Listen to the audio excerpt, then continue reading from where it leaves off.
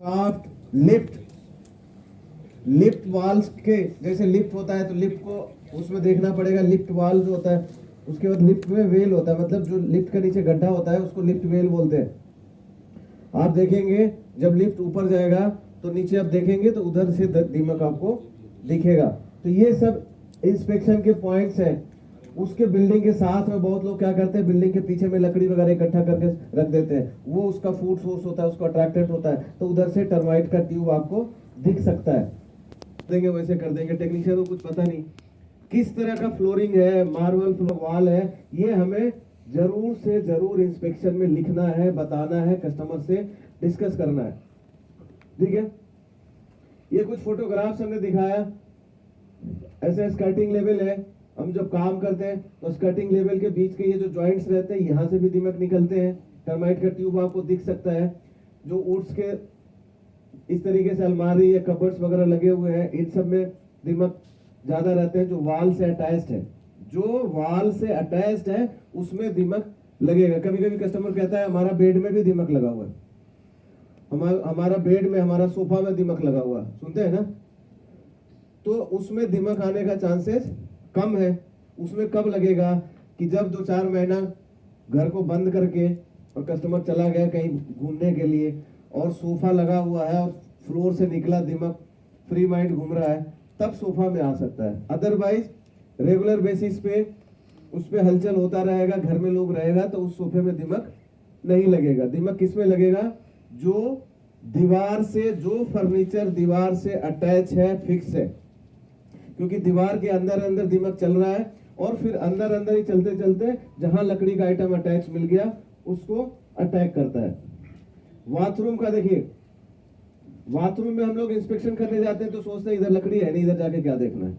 Bathroom में क्या देखना है? टाइल्स के बीच के गैप में माइन्यूटली देखें, कहीं कहीं ट्यूब्स नजर आ सकते हैं या ट्यूब जाता हुआ नजर आ सकता है। जो नल लगे रहते हैं, नल का जो आप देखेंगे, नल जब दीवार में लगा रहता है गोल सा कप लगा रहता है, उसको स्क्रू ड्राइवर से हटा के देखिए, उसके आसपास आपको मिट्टी का ट्यूब दिख जाएगा। क्योंकि उधर उस रूट से अगर घूम रहा है, अगर उस रूट को दीमक ने उसको रूट बना लिया है तो वो देखने से पता पड़ जाएगा। तो आपको वहां पे दवाई डालना पड़ेगा, ऐसे स्प्रे से ट्रीटमेंट करना पड़ेगा ताकि उसका जो रूट है वो डिस्टर्ब हो जाए। ठीक है, ये सब इंस्पेक्शन में देखना है। और देखिए डोर फ्रेम, इस तरीके से डोर फ्रेम देखना है। अब देखिए घर में जाते हैं तो इंस्पेक्शन कैसे करते हैं? इंस्पेक्शन कैसे करेंगे? Inspection with action. ठीक है, आपके पास टॉर्च है, आपके पास स्क्रू ड्राइवर है, आप इंस्पेक्शन करने के लिए गए, अब ऐसे करके घूम के देख ले, अच्छा इसमें लगा हुआ है, ओके, इसमें लगा हुआ है, ऐसे नहीं। वो बुलाया है आपको एज ए एक्सपर्ट, क्या बोलता है कि आप और देख लो, आप पूरा देख लो, कहीं और कहीं तो नहीं लगा हुआ है, और हम ऐसे जेब में हाथ आके घूम लेके चले जाते हैं। तो कस्टमर को तो कोई आपने इम्पैक्ट नहीं दिया। आपको प्रॉपर ही जांच करना है। जितने भी लकड़ी के फर्नीचर लगे हुए हैं उसको हम नॉर्मली क्या करते हैं, इस तरीके से ठोक के देखते हैं। ठोक के क्यों देखते हैं? उससे क्या होता है? ठोक के देखते हैं, ऐसे करते हैं क्या? साउंड। अगर पूरा ठन ठन का आवाज आ रहा है इसका मतलब लकड़ी सॉलिड है, अंदर से दीमक नहीं है। अगर दीमक लगा हुआ है तो उसका आवाज चेंज हो जाएगा। दीमक अगर लगा हुआ है तो लकड़ी अंदर से खोखला भी रहेगा, और अगर ताजा ताजा लगा है तो भी मॉइस्ट रहेगा, तो आपका आवाज चेंज हो जाएगा। अगर लकड़ी में दीमक नहीं है और अंदर से मॉइस्ट है तो भी आवाज चेंज हो जाएगा। तो भी सस्पेक्ट होना चाहिए कि लकड़ी मॉइस्ट है, दीमक आएगा तो खाएगा भी इसी को। ठीक है, तो ठन ठन का आवाज कान को सटा के सुनना चाहिए। कस्टमर को लगे कि हम बतिया रहे हैं, कस्टमर से बातें हो रही है हमारी, मतलब दीमक से हम बात कर रहे हैं। खटखटाया, कान लगाया। अब क्या होता है, दीमक अगर लगा हुआ है तो जब दीमक का ट्यूब ऐसे करेंगे तो ट्यूब है वो झड़ता है, तो कर दिया। और अगर उसका एक्सपेंशन ज्वाइंट से सोर्स बना हुआ है तो हमें देखना चाहिए। जब हम गए तो 7th फ्लोर का एक फ्लैट का इंस्पेक्शन करने, लेकिन उस सोसाइटी का, उस अपार्टमेंट को नीचे भी एक बार घूम के देख लेना चाहिए। ठीक है, कहीं एक्सपेंशन ज्वाइंट तो नहीं है, तो वो सब चीज देखना पड़ेगा, आपको बताना पड़ेगा कि देखो सोर्स तो नीचे ही है, आपका फ्लैट में तो हम कर दिए, हमने ये दीमक आ रहा है, लेकिन देखिए नीचे से दीमक आ रहा है। कुछ फोटोग्राफ्स कुछ इस तरह का आपको दिखता है तो वो दिखाना भी है, आपको नीचे कराएंगे तब प्रॉपर रुकेगा। आपके फ्लैट में तो करके अभी रोक दे रहे हैं, लेकिन नीचे करा लेंगे तो बढ़िया रहेगा। तो बहुत बार ऐसा होता है कि कस्टमर सोसाइटी में बात करता है, ठीक है, सोसाइटी में बात किया कि दीमक ऐसे ऐसे, अगर आप प्रूफ दे दिया, फोटो प्रॉपर इंस्पेक्शन करेंगे तो नीचे भी कहीं मिट्टी का ट्यूब मिल रहा है या कुछ ऐसा दिखा, वो प्रूफ मिल गया, तो वो प्रूफ के साथ वो सोसाइटी में भी कस्टमर बात करता है कि नहीं ये दीमक लगा हुआ है। तो हो सकता है कि आप एक फ्लैट का काम लेने गए थे और सोसाइटी का काम मिल सकता है। तो ये आपके इंस्पेक्शन वेस्ट है। कोई भी पाइपलाइन एंट्री पॉइंट्स, ये सारे चीज देखने हैं, इंस्पेक्शन करिए, कुछ कुछ फोटो जरूर क्लिक करिए। कस्टमर से डिस्कशन के टाइम पे वो फोटो आपको दिखाना चाहिए, कस्टमर को इम्पैक्ट आएगा कि जो आप बात बोल रहे हैं सही बोल रहे हैं, ठीक है। पोस्ट कंस्ट्रक्शन ट्रीटमेंट का स्टेप्स क्या क्या है, पहले तो इंस्पेक्शन किया बिल्डिंग का, ठीक है, उसके बाद हम वर्कआउट करते हैं कि कैसे काम करना है। उसके बाद ट्रीटमेंट के लिए आपने प्लानिंग किया, ट्रीटमेंट का प्लानिंग कैसे होता है कि भाई आप घर में गए ट्रीटमेंट करने के लिए, तो हमको कहाँ छेद करना है, दीवार में, तो पहले दीवार के साथ से सटे हुए जो भी फर्नीचर सामान लगे हुए हैं उसको साइड कर दे, ताकि हमको ड्रिल करने के लिए पूरा स्पेस मिले। कस्टमर को भी बोलना होता है, देखिए दीवार से सारे सामान हटे होने चाहिए। कस्टमर बोलता है हमारे पास तो कोई आदमी नहीं है, ये नहीं है, तो हम ये कर सकते हैं भाई, हेल्प कर सकते हैं, लेकिन आपको वहां रहना पड़ेगा। हमको एक्स्ट्रा आदमी हमारा 1 घंटा 2 घंटा इसी में खराब होगा, तो हो सकता है उसकी वजह से चार्जेस भी बढ़ सकते हैं। हम आपका हेल्प कर सकते हैं, क्योंकि हम सर्विस इंडस्ट्री में, हम किसी चीज में ना कहने से सही नहीं होगा, तो उसमें हेल्प करिए, बट बिना कस्टमर के सामने उसके किसी भी सामान को हमें नहीं छूना है। अगर कोई फर्नीचर हटाना है तो बोल के देखिए इसको खिसका रहे, ठीक है, ताकि आपको किसी भी तरीके से किसी भी चीज का कोई ब्लेम नहीं करे कि ये तोड़ दिया, इसको क्यों हटा दिया। फिर काम शुरू करने के पहले आप अपने इक्विपमेंट्स को चेक कर लीजिए, ड्रिल बिट, आपका मशीन, आपका एक्सटेंशन कॉर्ड, स्प्रे पंप। ज्यादातर टाइम क्या होता है, हम ड्रिल मशीन लेके चले गए, ड्रिल बिट लेके चले गए, एक्सपेंशन कॉर्ड नहीं लाए। अब कस्टमर को ढूंढ रहे हैं आपके पास है क्या एक्सपेंशन कॉर्ड, आपके पास है क्या एक्सपेंशन कॉर्ड। हम प्रोफेशनल हैं, हमारे पास खुद का एक्सपेंशन कॉर्ड कम से कम 50 फीट का या 100 फीट हो तो ठीक है, नहीं तो कम से कम 50 फीट तो होना ही चाहिए, ताकि आपको कस्टमर से नहीं मांगना पड़े और अपना एक्सपेंशन कोड से काम करिए, ठीक है। ड्रिल मशीन चेक कर लेना है, सारे चीज चेक करके बिट चेक करना है कि हमारे पास बिट प्रॉपर है कि नहीं काम करने के पहले, नहीं तो पता पड़ता है कि ड्रिल बिट लगाया और ड्रिल बिट आगे से खराब है, उसका पूरा घिसा हुआ है, तो उससे काम करेंगे तो प्रॉपर छेद नहीं होगा, मशीन खराब होगा। इक्विपमेंट्स का जब आपका इक्विपमेंट का जब क्लास होगा उसमें बताएंगे ड्रिल मशीन का रख रखाव कैसे करते हैं, ठीक है। ड्रिलिंग कहाँ करते हैं, होल्स कहाँ करते हैं, स्कर्टिंग पे, या स्कर्टिंग पे कर रहे हैं, वुडन फिक्सचर है, मतलब जो भी चौखट दरवाजे सब जुड़े हुए हैं दीवार से वहां पे छेद करते हैं। कबर्ड्स वगैरह जो अलमारी वगैरह लगा हुआ है उसके में छेद करते हैं, ठीक है। कहीं कहीं पूरा दीवार पैनलिंग है तो बिना छेद किए काम नहीं होगा। कस्टमर चाहता है कि हमारा लकड़ी भी खराब नहीं हो, तो ड्रिल मशीन के साथ एक चक अडेप्टर आता है या कोर कटर कहते हैं, उससे गोल थोड़ा सा 2x2 का ऐसे कट जाता है लकड़ी। मेहनत पड़ेगा, अगर ऐसा है तो आपको एक्स्ट्रा टाइम लगेगा, उसके हिसाब से चार्जेस वगैरह आपको फिट करने पड़ेंगे, लेकिन वो गोल गोल लकड़ी कट जाता है। अब आपको इसमें 10 छेद कर रहे हैं पूरा दीवार में, तो 10 जगह कोर कटर से काट लीजिए, फिर अपना ड्रिल मशीन से छेद करा, फिर ट्रीटमेंट किया, आपने होल्स को भर दिया, दवाई डाल के भर दिया। कोर कटर से जो लकड़ी उस साइज का निकलता है उस लकड़ी वापस से उसमें फिट हो जाता है, तो लकड़ी को फिट कर दिया और लकड़ी साइड में पुट्टी लगा दिया ताकि वो सही लगेगा, खराब भी नहीं लगेगा, उसका लकड़ी फर्नीचर भी खराब नहीं हुआ। और कस्टमर को बोलना पड़ेगा कि लकड़ी को काटना ही पड़ेगा, इसका कोई उपाय नहीं है। अगर लकड़ी का फर्नीचर बचाना है तो इसको काटना पड़ेगा। कोई बोले नहीं नहीं इसको बिना ऐसे कर दो, बिना इसके बिना कुछ उपाय है तो करो। तो भैया इसके बिना कोई उपाय नहीं है। कैंसर है तो ऑपरेशन करना ही पड़ेगा, ठीक है। उसके लिए जो साइड इफेक्ट होगा, ठीक है। कोई हमारे पास कोई दूसरा उपाय नहीं है। उसके बाद जब ड्रिल करते हैं, ड्रिल करने के बाद जो भी डस्ट निकलता है, जो भी गंदगी निकलता है, उसको हमको एक जगह, इस तरह का छोटा ब्रश आता है, उस ब्रश से इकट्ठा करके एक जगह रख लीजिए, डस्टबिन में डाल दीजिए। आप डस्ट को नहीं छोड़ें, डस्ट के साथ दवाई नहीं डालना है, नहीं तो क्या होगा, एक तो छेद भर जाता है डस्ट से, और दूसरा जब केमिकल बाहर निकलता है तो पूरा मार्बल खराब हो जाता है, मार्बल ऑब्जर्व कर लेता है, या लकड़ी है तो लकड़ी खराब हो जाएगा। तो ये ध्यान रखना, ये हमारा काम है डस्ट को साफ करना, ठीक है। उसके बाद आपको केमिकल का सॉल्यूशन तैयार करना है, कौन सा सॉल्यूशन डालना है, किस तरीके से डालना है। अगर दीवार में डाल रहे हैं तो दो तरह का दवाई डालिए। एक तो कौन सा, इमिडा या फिप्रोनिल। कौन सा, इमिडा या फिप्रोनिल, ठीक है।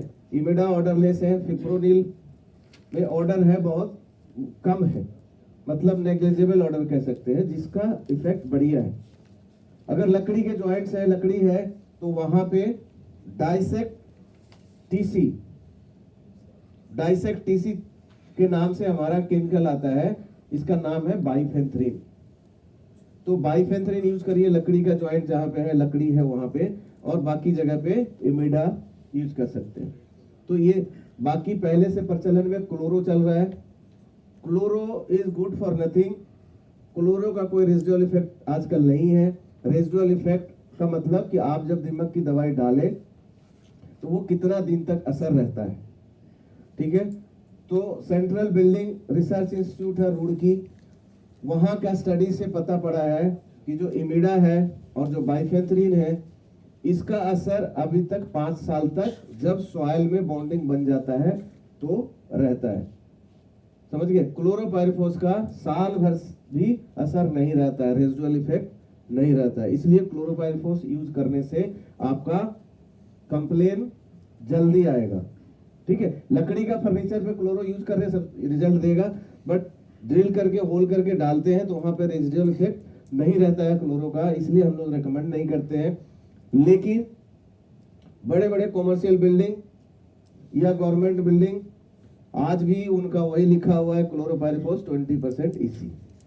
जहां मजबूरी है वहां यूज करिए, ठीक है, क्योंकि गवर्नमेंट अधिकारी वो कोई टेंशन नहीं लेना चाहते। उसको कितना भी समझा दो, कितना भी पेपर दे दो, पहले से चल रहा है, हम क्यों रिस्क लेने जाए, 2 साल की नौकरी है हमारी, जो आएगा वो चेंज करेगा। और इसी चक्कर में आज तक ये चेंज नहीं हुआ। बहुत सारे आपने देखा होगा टेंडर्स में अभी भी लिखा हुआ है, टेंडर्स में लिखा रहता है chlorpyrifos oblique lindane. Lindane chemical Bharat सरकार ने बंद कर दिया, बैन कर दिया। लिंडेन यूज नहीं कर सकते, बैन केमिकल का भी नाम ले रहे हैं, है ना। तो ये अभी भी चल रहा है, कुछ कर नहीं सकते इसमें।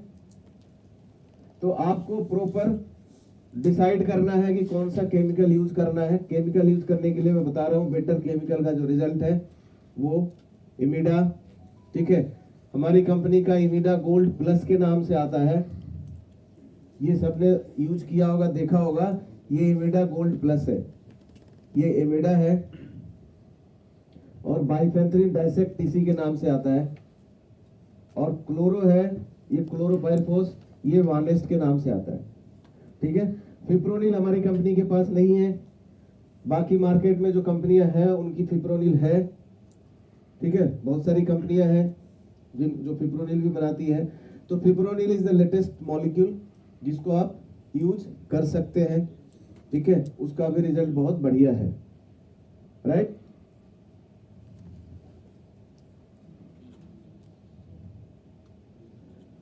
देखिए application techniques for post construction treatment. क्या करना है, ड्रिल मशीन कैसा यूज करते हैं हम, हैमर टाइप। ड्रिल मशीन कैसा यूज करते हैं, हैमर टाइप। हैमर टाइप का मतलब ये जो हम जो बॉस का या किसी दूसरी कंपनी का ड्रिल मशीन यूज कर रहे हैं, हैमर टाइप का मतलब है कि आप मशीन को पकड़िए, वो छेद खुद ही कर देगा। हम गलती क्या करते हैं, हम ड्रिल मशीन लेके और पूरा दे रहे हैं, जोर दे रहे हैं। आपके जोर देने से कुछ नहीं होगा, सिर्फ और सिर्फ उसका आर्मेचर जो होता है वो खराब होगा। तो हमको क्या करना है, सिंपली मशीन को होल्ड करके रखना है। आपको होल्ड करके रखना है मशीन को, वो छेद अपने आप कर देगा। तो कभी भी मशीन के ऊपर प्रेशर नहीं देना है, अपना बॉडी का प्रेशर मशीन पे कभी भी नहीं देना है। मशीन के पास खुद ही ताकत है जिससे वो छेद करता है। तो ड्रिल मशीन को यूज करिए, ठीक है। Use of machine with chuck और adapter for drilling at wooden surface. अगर वुड का है तो उसके लिए ये ज्यादा नहीं, 400-500 से लेके 1000 रुपए तक के अंदर में ही ये अडेप्टर आ जाता है, जिससे लकड़ी को कट करते हैं। तो ये जो भी हार्डवेयर दुकान जो अच्छे होते हैं, जिसके पास सारा सामान मिलता है, वहां पे मिल सकता है। तो आपको ड्रिल मशीन का ये अटैचमेंट रखना चाहिए। महंगा भी नहीं है, 1000 रुपए तक में मिल जाएगा, अलग अलग कंपनी के दाम है। तो ये कोर कटर से लकड़ी बराबर गोल कटता है, फिर वापस फिट हो जाता है। तो कस्टमर को लगता भी नहीं कि हमारा लकड़ी खराब हुआ। अगर ऐसे ही छेद कर देंगे तो ड्रिल मशीन क्या होता है, वाइब्रेशन करता है, तो लकड़ी सही ढंग से नहीं कटता है ना, लकड़ी खराब हो जाता है, फट जाता है, लकड़ी फटने का भी चांस है। ठीक है। ड्रिल मशीन में तीन चार तरह का ड्रिल बिट रखना चाहिए अपने को, 6 mm का, 4 mm का, 12 mm का। फ्लैट्स वगैरह में करते हैं, दीवार बहुत पतला है तो आजकल 10 mm तक भी चल रहा है। अब एकदम शॉर्टकट में 8 mm कस्टमर को खुश करने के लिए पतला से पतला होल कर रहे हैं, तो केमिकल ही नहीं जाएगा तो प्रॉपर काम नहीं होगा। तो ऐसे तो 10-12 mm से कम का बिट नहीं यूज करना चाहिए, लेकिन फिर भी बहुत पतला दीवार है तो 10 mm तक यूज कर सकते हैं।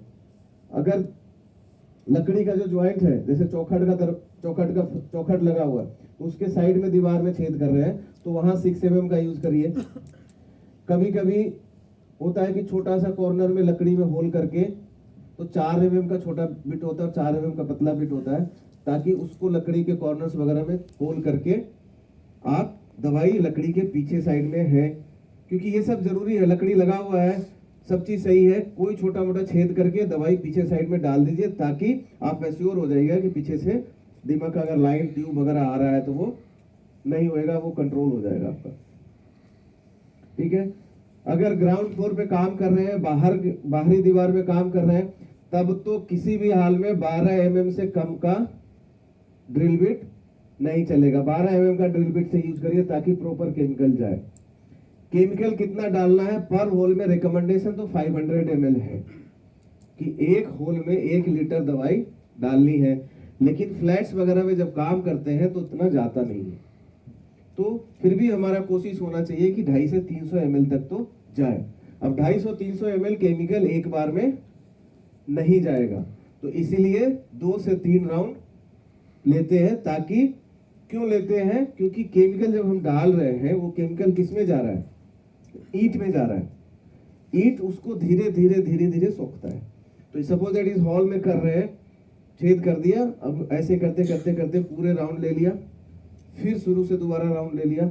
अगर आपको लगता है कि 250-300 ml से ऊपर चला गया है केमिकल, तो ठीक है, नहीं जाता है तो फिर तीसरा राउंड भी ले लेना चाहिए। पर्पस हमारा है केमिकल जाए। ठीक है। तो इसमें लिखा है कि 500 ml या टिल रिफ्यूजर 500 ml तक डालना चाहिए या होल भर जाए। ठीक है। Application of oil based chemical emulsion on wooden surface.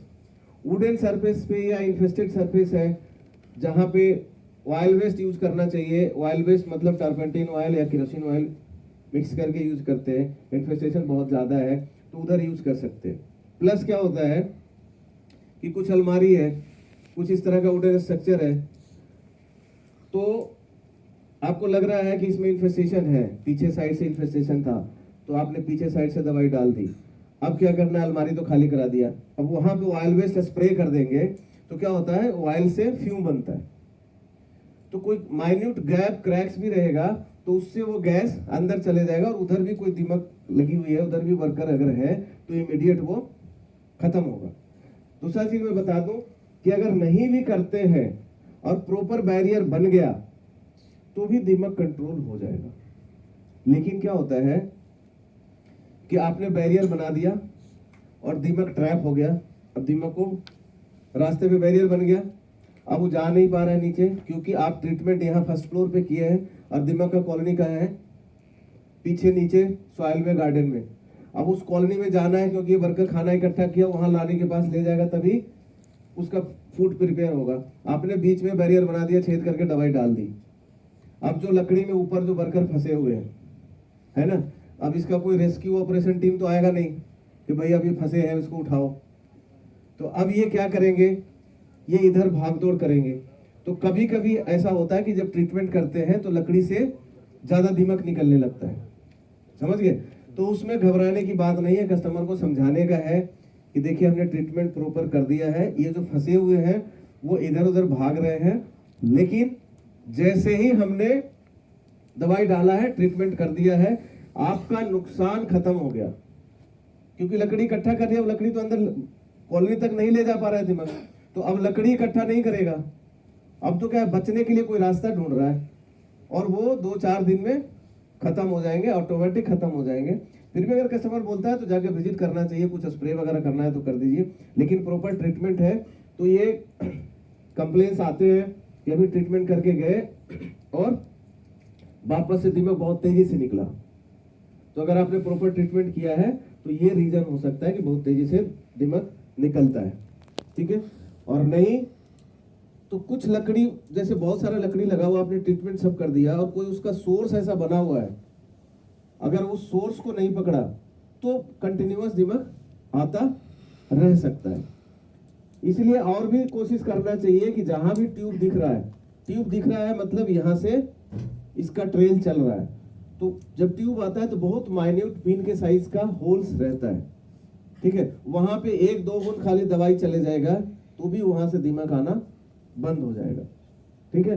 दीमक जैसे ही ओपन एरिया में आएगा, दीमक देखते हैं ट्यूब बना के चलता है, मड ट्यूब में ही रहता है, क्योंकि ये ओपन वातावरण में ऐसे रूम में दीमक को छोड़ देंगे। अगर लकड़ी लगा हुआ है, उसको ऐसे बाहर रख दो, आप देखेंगे घंटे भर के अंदर में सारे दीमक उसके मर जाते हैं। यानी कि नॉर्मल टेम्परेचर प्रेशर को वो नहीं झेल पाते हैं। तो ट्यूब के अंदर बाहर निकलेंगे तो ऐसे ही दीमक मरेगा, समझ गए। कोई लकड़ी में ऐसे रहता है बहुत दीमक है, जल्दी कुछ करो, है ना, तो घबराने की बात नहीं, वो दीमक ऐसे ही मर जाएगा। ट्यूब के बाहर दीमक जिंदा नहीं रह सकता, ठीक है। तो ये कुछ चीजें हैं जो दीमक के बारे में आपको समझना चाहिए, याद रखना चाहिए। आपने ट्रीटमेंट कर दिया, उसके बाद होल्स को प्रॉपर भर देना चाहिए, ठीक है। होल किया, होल में व्हाइट सीमेंट, कोशिश करनी चाहिए कि चौक डाल दें, जो चौक आता है वो चौक डाल दें ताकि नीचे तक होल में चला जाए, नीचे तक होल भर जाए, और ऊपर से व्हाइट सीमेंट से उसको होल्स को प्रॉपर भर के, और ये जो पत्ती आता है वो सब साथ में रखना चाहिए। या फिंगर में ऐसे लगाते हैं तो सीमेंट से कट जाता है, तो उसके सेफ्टी के लिए आप देखेंगे सेफ्टी हाउस पे फिंगर्स के लगाने के लिए ऐसे ट्यूब बने रहते हैं, उसको लगा के बढ़िया से लगाना चाहिए और पत्ती से साफ कर दे ताकि उसके दीवार में ऐसे गंदा नहीं दिखे होल्स। तो ये सब थोड़े सफाई से काम करने से आपका इमेज बहुत बढ़िया बनेगा कस्टमर के पास, ठीक है। ये वही ड्रिल बिट के बारे में बताया गया, 12 6 mm का ड्रिल बिट रखना चाहिए। इमिडाक्लोप्रिड का डोज बताया हुआ सबको पता है आपको, 2.1 ml से 2.5 ml डोज है। ये जो हम जो ड्रिल करते हैं 45 डिग्री एंगल पे करते हैं, वॉल एंड फ्लोर के जंक्शन पे करते हैं। कभी लोग पूछते हैं कि स्कर्टिंग लेवल के ऊपर करना चाहिए कि वॉल एंड फ्लोर के जंक्शन पे करना चाहिए। तो अगर ग्राउंड फ्लोर है तो बेस्ट पोजीशन क्या है, ग्राउंड और फ्लोर का जंक्शन, ठीक है। अब ये अगर आप सब देख पा रहे होंगे तो आपका ग्राउंड और फ्लोर का जंक्शन तो ये हुआ है ना, और ये स्कर्टिंग लेवल के ऊपर का हो गया, समझ गए। तो ग्राउंड और फ्लोर का ट्रीटमेंट हो जाएगा। लेकिन बेस्ट कहाँ है कि अगर कस्टमर बोलता है नहीं हमारा मार्बल खराब हो तो कोई बात, 45 डिग्री एंगल पे करना चाहिए। 45 डिग्री एंगल पे क्यों, सीधा क्यों नहीं, तो 1-1 फीट पे डिस्टेंस पे होल किया, तो इस तरह के लैटरल सीपेज भी यहाँ से कुछ इधर कवर किया, उस होल से कुछ इधर कवर किया, बीच में जा रहा है तो इस तरफ भी जा रहा है और इस तरफ भी जा रहा है। और अगर सीधा करेंगे तो आगे के एरिया में ही रहेगा, पीछे वाले एरिया में दवाई नहीं जाएगा। तो इसलिए प्रॉपर जो ईंट है वो पूरा ईंट में दवाई चला जाए, हमारा पर्पस क्या है? वो एक बैरियर बनाना। अगर फ्लोर पे करने देता है कस्टमर, तो जब हम छेद करेंगे ग्राउंड फ्लोर पे, तो हमारा दवाई कहां जाएगा? सीधा सॉइल में। और सबसे बेस्ट ट्रीटमेंट होगा कि सॉइल में केमिकल चला जाए। क्यों? क्योंकि जब हम ईंट में दवाई सोखता है तो जो केमिकल जाता है, इसका जो रेजिडुअल इफेक्ट है, वो सॉइल मॉलिक्यूल्स के साथ बॉन्डिंग करता है ना। अभी जैसे देखोगे ये दवाई है, जैसे ये इमिडा गोल्ड है, कोई बोलेगा इसका लाइफ स्पैन कितना है? आप इसमें पीछे लिखा हुआ है 2 साल। कितना लिखा हुआ है? 2 साल। मैन्युफैक्चरर बोल रहा है कि इसका दवाई का लाइफ स्पैन कितना है? 2 साल। और सरकार हमको बोलती है कि वारंटी कितना दो? 10 साल। प्री कंस्ट्रक्शन में 10 साल, टेंडर में लिखा रहता है 10 साल। दवाई बन रहा है 2 साल के लिए और गारंटी 10 साल के लिए। अब देखिए ये दवाई इस स्टेज में है तो ये 2 साल तक सुरक्षित है, 2 साल तक इसको यूज कर सकते हैं। जब ये दवाई को हम पानी में मिला के जब सॉइल में डालते हैं तो सॉइल के साथ ये बॉन्डिंग बनाता है। जो मिट्टी का पार्टिकल है, मिट्टी के पार्टिकल, छोटे छोटे पार्टिकल्स है, उसके बीच में ये दवाई बॉन्ड बना गया, उसके साथ बॉन्डिंग किया। तो वहां पे सॉइल में ये अगर मिट्टी में गया तो जो अभी रिसेंट स्टडी CBRI रुड़की ने किया है, उसके आधार पर हम ये कह सकते हैं कि जो इमिडा है और बाइफेंथ्रीन है, ये सॉइल में बॉन्डिंग 5 साल तक रख सकता है। पोस्ट कंस्ट्रक्शन के केस में हम छेद किस में कर रहे हैं? ईंट में। दवाई किस में डाल रहे हैं? ईंट में, है ना। तो ईंट में जो इसका बॉन्डिंग है वो ज्यादा दिन तक नहीं रहता है, ये मैक्सिमम 2 साल तक रहता है। तो इसीलिए पोस्ट कंस्ट्रक्शन में 5 साल का गारंटी या वारंटी जो बोलते हैं, ये देना सही नहीं है। ठीक है, आपने दे दिया भगवान भरोसे हिंदू होटल, है ना, कर दिया, नहीं आया दिमाग, नहीं आया तो होता है जी बहुत दूर बढ़िया काम कर दिया। लेकिन आपको पता होना चाहिए कि हमने जो काम किया इसका दवाई का असर इससे ज्यादा नहीं रहेगा, राइट। अब होता क्या है कि ट्रीटमेंट प्रॉपर कर दिया, बैरियर प्रॉपर बन गया, अब उस एरिया से दिमाग मूव कर गया तो मूव कर जाता है, उधर नहीं दिमाग आ रहा है तो नहीं लगेगा। ठीक है, तो ये समझ गए। तो हमको पोस्ट कंस्ट्रक्शन के केस में कितना वारंटी देना चाहिए? 2 से 3 साल, इससे ज्यादा नहीं। और बाकी बिजनेस के हिसाब से आप कितना दीजिए ये आपके ऊपर डिपेंड करता है ना। अब गवर्नमेंट में 10 साल लिखा हुआ है। क्यों लिखा हुआ है 10 साल?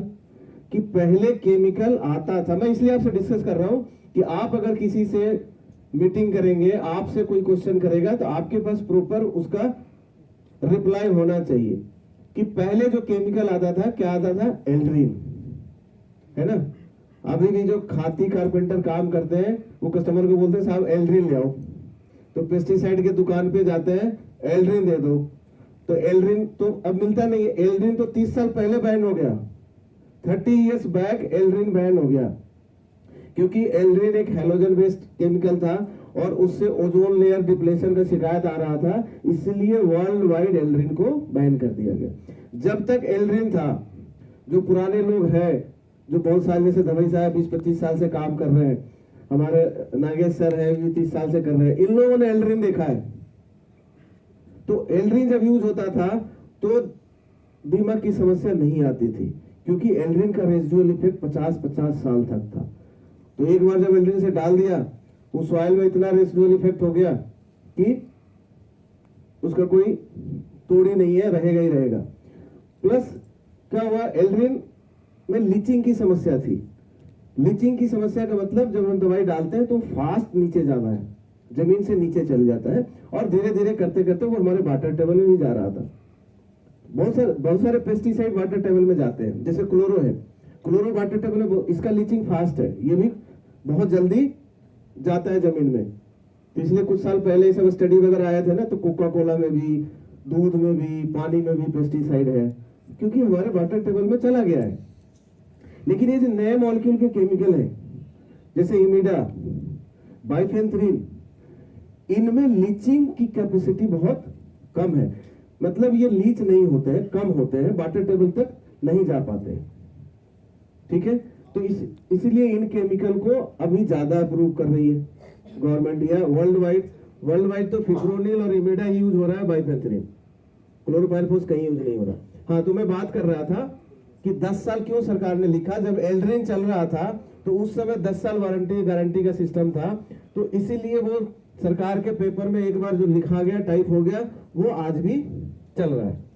ठीक है, हमारे पास उस समय आईएस स्पेसिफिकेशन में दूसरा केमिकल नहीं था, अब सारे केमिकल आईएस स्पेसिफिकेशन में भी आ गया है।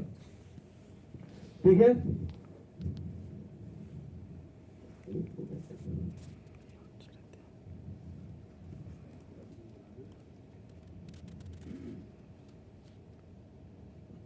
तो पोस्ट कंस्ट्रक्शन खत्म करते हैं। ये देखिए कुछ फोटोग्राफ से देख रहे हैं पोस्ट कंस्ट्रक्शन ट्रीटमेंट कैसे कर रहे हैं। पहला में 45 डिग्री एंगल पे स्कर्टिंग पे कर रहे हैं। अगर इस तरह का फर्श है कि बीच से दीमक लग सकता है, लूज है, तो आपको बीच में भी ट्रीटमेंट करना चाहिए।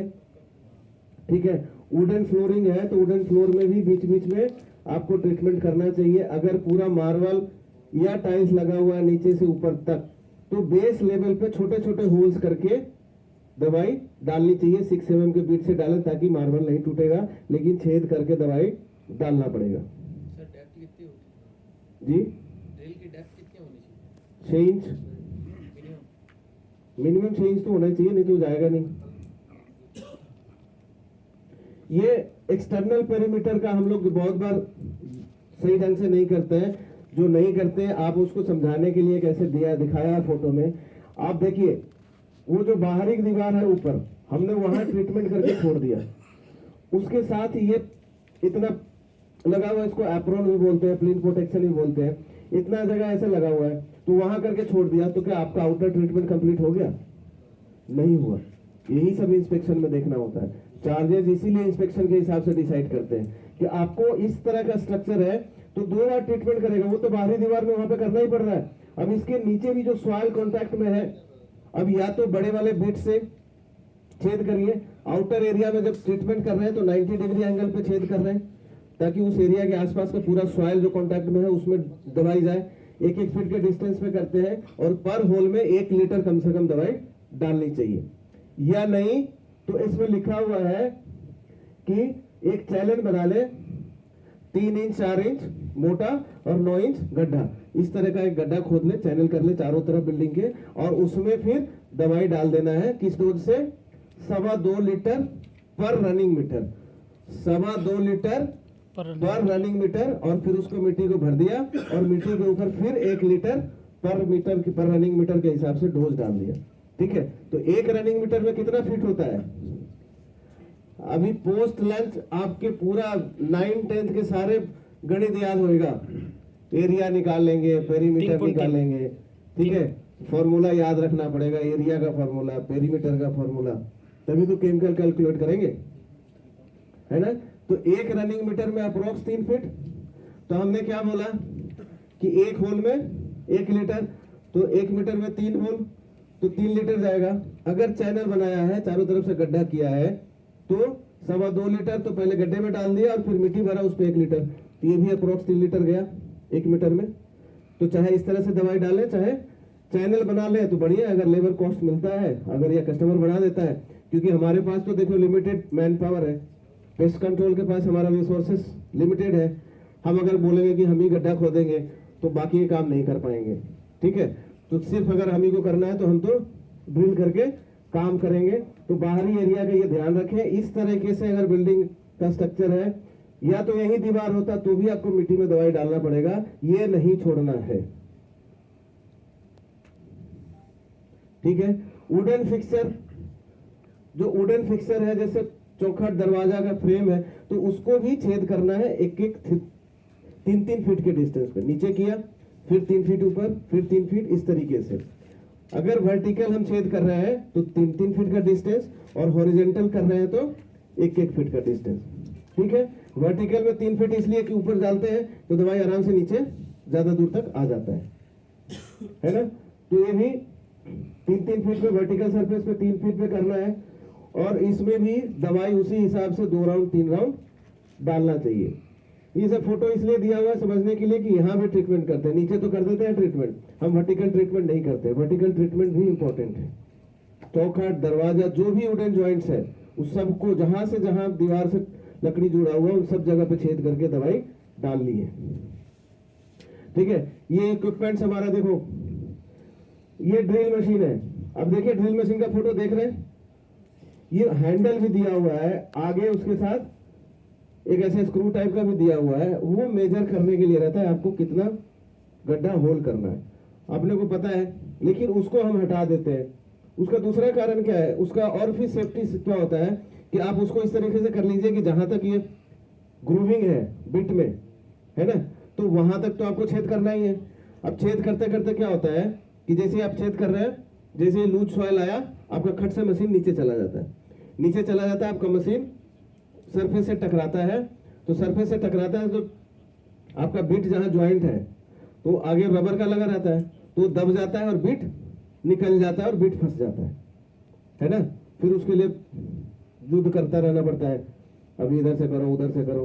तो इसीलिए उसको अटैच करके रखना, एक तो आपको डिस्टेंस की रहता है कितना डेप्थ जा रहा है, अब आपको आइडिया कितना जा ही रहा है तो आप फिक्स कर दीजिए, ताकि उतना वो नीचे जाएगा ही नहीं, वहीं पे रोक देगा। तो आपका जो मशीन है वो कभी जब लूज सॉइल आएगा तो झटके से नीचे सरफेस से नहीं टकराएगा और ड्रिल बिट नहीं फंसेगा। ठीक है, ये हैंडल लगा हुआ है, हैंडल से पकड़ना। मैं कह रहा हूं आप सब अपने अपने ऑफिस में देखना, ये ड्रिल मशीन आप नया ला के दिए, दूसरे दिन से ये सारे चीज खत्म हो जाते हैं। कि पहले सबसे पहले तो उसका हैंडल निकाल देंगे, ठीक है, उसका ये निकाल देंगे, वो हैंडल उसको सॉफ्टली पकड़ने के लिए है ना, सॉफ्टली पकड़ने के लिए। अब हमारा टेक्नीशियन क्या करता है, वो हैंडल निकाल देता है, मशीन को ऐसे पकड़ता है और उसी पे अपना पूरा वजन दे के करता है, तो उससे क्या होता है मशीन चलता नहीं, आर्मेचर खराब हो जाता है। अब ड्रिल बिट का देखिए आगे जॉइंट्स पे आगे पॉइंट लगा हुआ है, ठीक है, ये पॉइंट है जो पत्थर को और मिट्टी को काटता है। अब ये पॉइंट हट गया, इसका मतलब आपका ड्रिल बिट कोई काम का नहीं है। अब हम क्या करते हैं कि जब तक आगे से ड्रिल बिट नहीं टूटा तब तक उसको यूज करे जा रहे हैं। तो उससे क्या होता है, एक तो ड्रिल नहीं होता है फास्ट, जो काम कर रहा है उसको बहुत जोर देना पड़ता है और आपका मशीन जल्दी खराब होता है। स्क्रू ड्राइवर, टेस्टर, ये सब तो रखना ही रखना है, और आपको इलेक्ट्रिक बोर्ड एक्स्ट्रा रखना ही रखना है। स्क्रू ड्राइवर का बहुत यूज आता है, मशीन खराब हो गया, कुछ हुआ उसके लिए, प्लस लकड़ी के जॉइंट्स हैं उनमें कहीं थोड़ा सा छेद की, थोड़ा सा ऐसे हटाया और दवाई डाल दी। तो एक्स्ट्रा जितना भी आप इस तरीके से काम करेंगे आपके काम बढ़िया होगा। Then safety is very important.